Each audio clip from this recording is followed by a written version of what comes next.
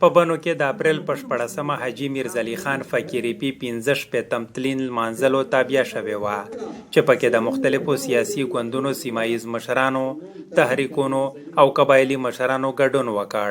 نو په داسې وخت چې میز کا وکسي بیا د فقیر اېپي د کردار د هغه په اوریجنالیټي شه د هغه فالوینګ بچار دی چې میز د اندرونی اختلافات نه ووځي. فقیر اېپي مولا هو، کوم پرست هو، مجاهد هو، جنګي سرسالار هو، په کور کې چې میز ویس که علماي که کوم پرستی اور که نور خلک دی میز په دې باندې سره پوهېږي چې د میز د کوم مقدمه یوادو میز خپل قوم ته خپل ځون ته نقصان نه ورسوي. په یو په بل نومه باندې میز د خپل قوم ځوانانو مشرون مړه نه کړي. منتظمینو وویل چې هڅه وکړي چې هر کال دغه کانفرنس تابع وکړي او خپل داسې اتلان ژوندي وساتي. عمر وزیر، مشال ریډیو، بنو.